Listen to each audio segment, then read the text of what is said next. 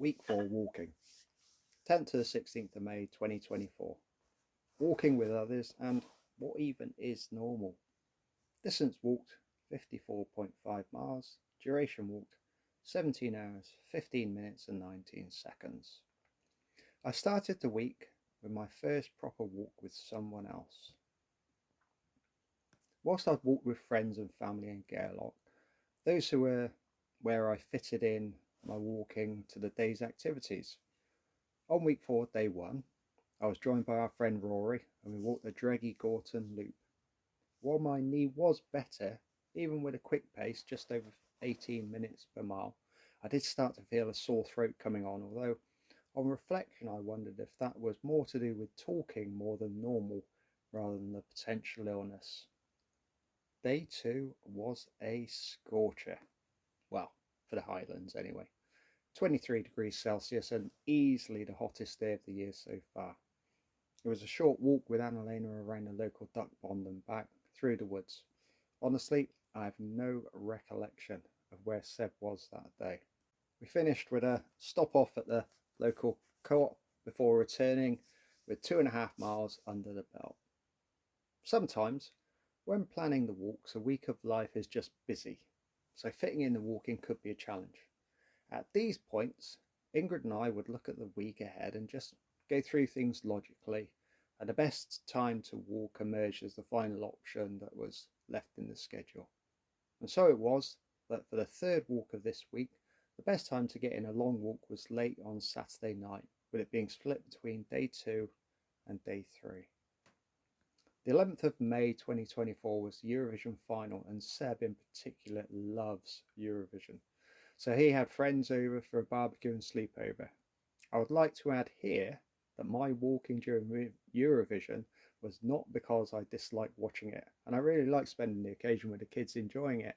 However, after a barbecue and 1 hour of the show, I headed out onto the trails just after 9 p.m.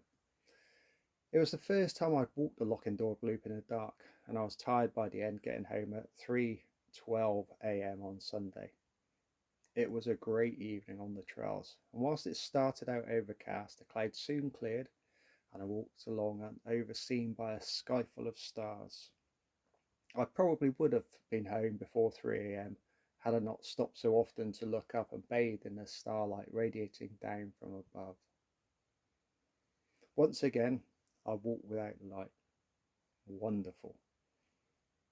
On day 4, Monday, I was joined by Rona and Jellybean, her spaniel, aka the Beast, JB and the Bean, for a short walk around the paths of Anna-Lena woods. This was the second walk I'd been joined by someone else, and whilst I thrive on walking alone, I felt it was another great opportunity for others to bask in my awesomeness and learn from my depth of wisdom. Oh, yeah, and to learn about my sense of humour. Whilst my long-term psychological well-being was a large part of the challenge, the opportunities to make use of walking for my well-being shone through on day 5 when B&Q failed to deliver an order as planned. No update was received from them that the delivery was being missed or wasn't arriving, and it was left for me to chase them to find out it wouldn't happen. They simply weren't going to tell me. Yes, today's walk definitely helped with relaxation and the deep breathing. I finished the week with 2 walks of just under 5.5 miles over almost identical routes around Anna-Lena woods and along the River Spey. These were on day 6 and 7. I thought I'd get that in for my kids, who seemed completely captured by the craze of saying those 2 numbers together. I noted that more bugs were out and about when I was walking, and yet also noted that this was a first world problem. Also on day 7, I noted that there were many more people out and about in the woods than normal. So I look forward to getting back up onto the trails and having them to myself at the start of week 5. End of week reflection. Upon rereading this last paragraph, it appears that I noted more things than normal in my diary during the last 3 days of walking. And so, what is your normal? When we have a set idea of normal, we tend to judge everything against it. Just like last week I mentioned time. Is it normal to be your height, your hair colour, or your shape? Is it normal to be outside, and moving during a lunch break or on an afternoon?